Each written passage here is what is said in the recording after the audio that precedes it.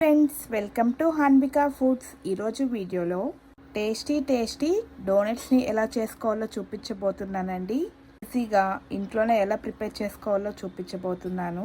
సింపుల్గా ఈ డోనట్స్ని ప్రిపేర్ చేయడానికి ఎగ్ని యూజ్ చేస్తూ ఉంటారు. అలా కాకుండా ఎగ్ లేకుండా, ఓవెన్ లేకుండా ఎలా చేయాలో చూపించబోతున్నాను. సింపుల్గా ప్రిపేర్ చేసుకోవచ్చు. ఈ డోనట్స్ని ప్రిపేర్ చేసుకునే ఆ ప్రాసెస్ ఏంటో ఇప్పుడు చూసేద్దాం రండి. ఒక బౌల్ తీసుకొని అందులోకి 1 కప్పు వరకు పాలను తీసుకొని 3 టేబుల్ స్పూన్ల ఈస్ట్ని తీసుకుందాం. అలాగే అందులోనే 3 టేబుల్ స్పూన్ల పంచదార పొడిని తీసుకొని ఇలా ఈస్ట్ని తీసుకున్నాక ఈస్ట్ అనేది పాలల్లో కరిగేంత వరకు ఒక 2-3 నిమిషాలు కలిపాము అంటే ఈస్ట్ అనేది పాలల్లో బాగా కరిగిపోతుంది.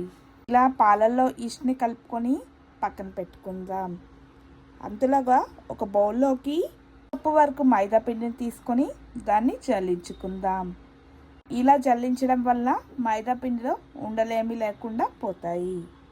మనం ముందుగా ఈస్ట్ని కలిపి పెట్టుకున్న పాలను తీసుకొని అందులోకి మనం జల్లించి పెట్టుకున్న మైదా పిండిని తీసుకొని అంతా కలిసేలా ఒకసారి కలుపుకొని అందులోకి 1/2 టీ స్పూన్ ఉప్పుని అలాగే 1 టీ స్పూన్ బటర్ని తీసుకొని మిక్స్ చేసుకుందాం.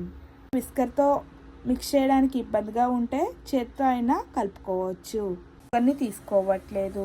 ఇలా పిండిని బాగా చపాతీ పిండిలా మరీ పల్చగా కాకుండా మరీ గట్టిగా కాకుండా మిక్స్ చేసుకున్నాక ఒక మూత పెట్టి 30 నిమిషాలు పక్కన పెట్టుకుందాం.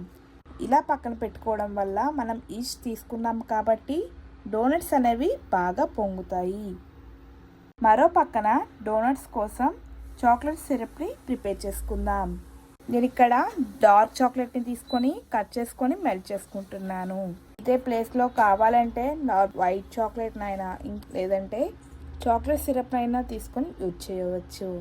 మళ్ళీ డోనట్స్ని తీసుకొని ఒక చిన్న పిండి ముద్దలా తీసుకొని ఇక్కడ నేను చూపించే విధంగా డోని ప్రిపేర్ చేసుకుందాం. ఇలా మధ్యలో చిన్న కప్పుతో లేదా సాస్ కప్తో అయినా ఇలా తిప్పాము అంటే డో అనేది ఈజీగా రెడీ అయిపోతుంది. మరో పక్కన డీప్ ఫ్రైకి సరిపడా ఆయిల్ని తీసుకొని వేడి చేయండి. ఆయిల్ వేడయ్యాక మీడియం టు లో ఫ్లేమ్లో పెట్టుకొని డోనట్స్ని ఫ్రై చేసుకుందాం. ఇలా ఫ్రై చేయడం వలన డోనట్స్ లోపల వరకు బాగా ఉడికి ఫ్రై అవుతాయి. ఇలా అన్ని డోనట్స్ని ఫ్రై చేశాక ఒక ప్లేట్లోకి తీసుకుందాం. చూసారా ఎంత పర్ఫెక్ట్గా తయారయ్యాయో.